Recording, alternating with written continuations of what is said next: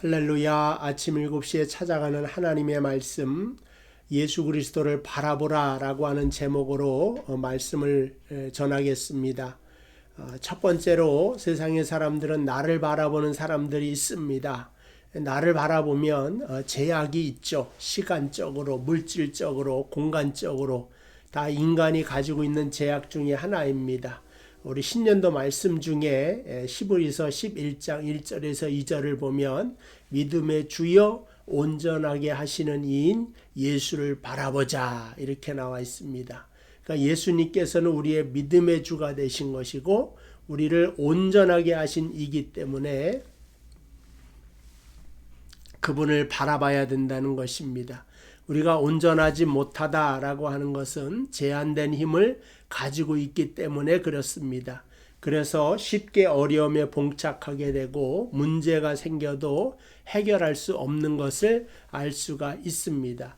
요한복음 6장에 가보면 오병이어의 기적을 일으키는 예수님을 보게 됩니다. 예수님께서 빌립보로 이 많은 사람들을 위해서 어떻게 해라 너희가 먹여라 라고 말했을 때 이 5,000명, 남자만 5,000명이 되는데 조금씩 떡을 나누어 줄 줄라도 200데나리온이 돈이 필요합니다. 떡 살 곳도 없고 먹일 수도 없습니다. 그러니까 주님 없습니다죠. 이건 뭡니까? 빌립이 자기 자신을 바라보았기 때문에 자기 자신의 능력을 바라보았기 때문에 생기는 부정적인 언어라고 볼 수가 있습니다.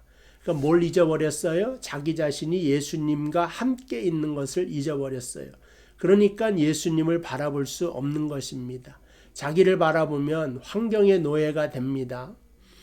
이스라엘 백성이 가데스 바네아에서 가나안 땅에 들어가기 전에 10명의 정탐꾼을 보냈는데 그러니까 그 12명 중에 10명은 자기의 노예가 되었던 거죠. 자기 능력을 가지고 모든 것을 바라볼 수밖에 없는 것입니다.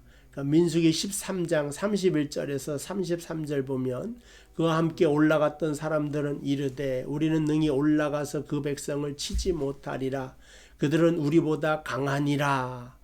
이게 왜 그들과 누구를 비교한 겁니까? 우리와 비교했다는 거죠. 그러니까 우리라고 하는 건 나죠.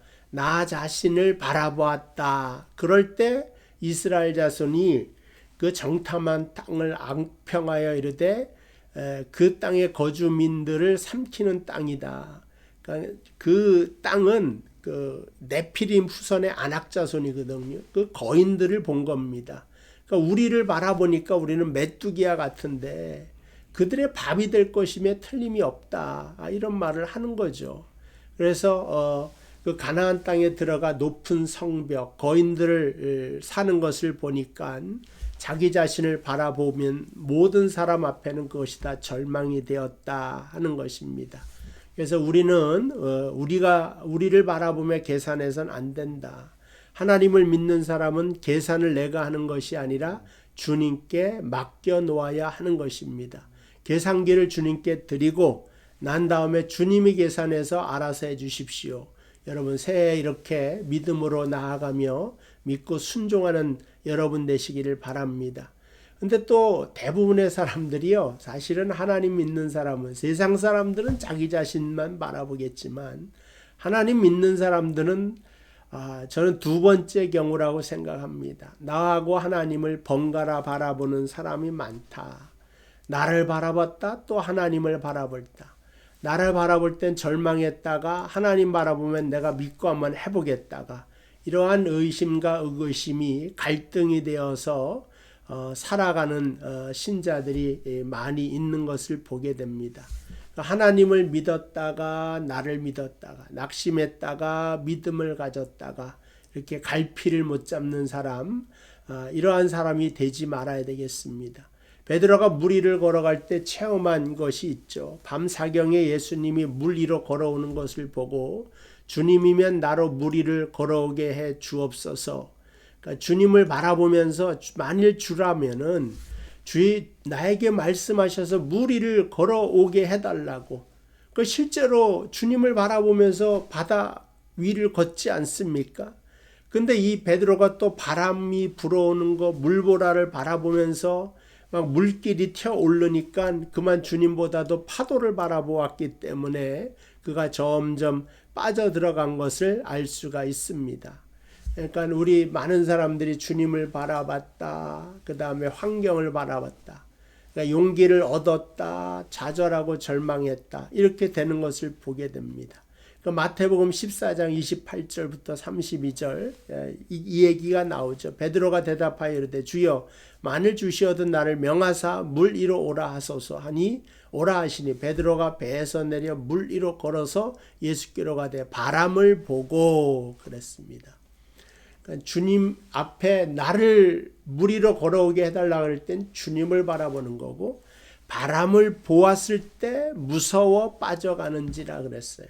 그러니까 바람과 같은 환경을 우리도 바라볼 때 무서워할 수밖에 없고 빠져갈 수밖에 없습니다. 그러니까 23년도는 저하고 여러분이 바람을 바라보는 것이 아니라 끝까지 예수님을 바라볼 수 있는 여러분 되시기를 바랍니다. 사실 연약하고 병든 내 육체를 바라볼 때는 희망을 찾을 수가 없습니다.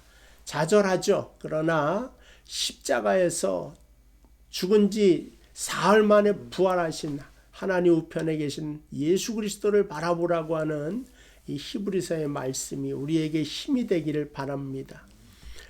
웨슬리 선생님이 신방을 갔죠. 목사님 나는 이 문제 때문에 살림이 없고 너무 힘에 버겁습니다.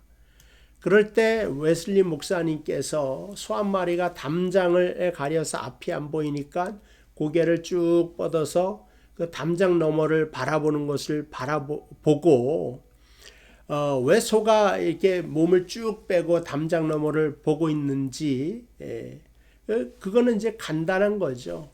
그러니까 담장을 통해서는 그 건너편이 볼 수가 없기 때문에 건너편에 푸른 초장이 있고 쉴만한 물가도 있고 근데 담장 때문에 안 보인다는 거죠. 그 형제 보고 지금 담장과 같은 불안과 염려 때문에 그 담장 건너편이 안 보기 때문에 오늘 머리를 들어서 고개를 들어서 담장 너머 있는 믿음의 주인 예수 그리스도를 바라보십시오. 이 말을 하였다고 하는 것입니다. 우리 성경에 보면 내가 산을 향하여 눈을 들리라 나의 도움이 어디서 올꼬 그랬어요. 산이라고 하는 건 여호와의 산입니다. 나의 도움이 천지를 지으신 여호와께로다 라고 했는데 모세가 산에서 신의 산에서 하나님을 만나지 않습니까? 마찬가지로 아브라함도 마찬가지입니다. 아브라함도 산으로 올라가서 아들을 드리면서 또 하나님을 만나게 되고 예수님께서도 마찬가지입니다. 겟셋만의 동산이다. 거기도 하나의 산이 아니겠습니까? 이러한 것은 이제 하나님이 높은 곳에 계시다. 높은 곳에 계신 하나님을 보려고 하면 땅을 쳐다보는 것이 아니라 머리를 들고 하늘을 바라보아야 되는 겁니다. 그래서 이스라엘 백성은 산을 향하여 눈을 들었지만 우리는 하늘의 주를 바라보면서 예수 그리스도를 바라보면서 그 하늘 속에 있는 또 빛을 바라보면서 그 빛 가운데로 달려나아갈 수 있는 저와 여러분들 되시기를 바랍니다. 이스라엘 백성이 출애굽하였을 때에 자기를 쫓아오는 애굽의 병사를 바라보고 다 원망하였습니다. 우리를 여기서 죽게 하려고 바닷물에 빠져 죽게 하렸냐. 애굽의 병사 때문에 죽게 만들 아우성일 때 보이는 거는 홍해고 광야고 애굽 병사니까 다 절망하지 않습니까? 모세가 하나님의 구원을 바라보게 됩니다. 오늘 너희를 위하여 행하시는 구원을 보라 라고 했잖아요. 모세가 제발 그 홍해를 바라보지 말고 너희를 위하여 행하시는 여호와의 구원을 바라보라고 했어요. 하나님의 구원은 문제보다 크시다. 2023년도 기억해야 될 것입니다. 환경을 바라보면 두려워 무서워 빠져갈 수밖에 없지만 예수를 바라보면 다시 일어나게 됩니다. 오늘 여러분이 이제 새해에 믿음의 주여 온전케 하시는 예수를 바라보는 그로 말미암아 믿음으로 승리할 수 있는 저와 여러분들 되시기를 바랍니다. 기도하겠습니다. 하나님 감사합니다. 2023년도 믿음으로 시작하기를 바랍니다. 무거운 거 다 내려놓게 하여 주시고 인내로서 우리의 길을 걸어갈 때에 우리의 시선은 항상 하나님을 바라보며 달려나갈 수 있도록 축복하여 주시옵소서. 예수님의 이름으로 기도하옵나이다. 아멘. 자, 오늘도 주님 안에서 승리하는 삶 되기를 바랍니다. 내일 이 시간에 또 뵙도록 하겠습니다.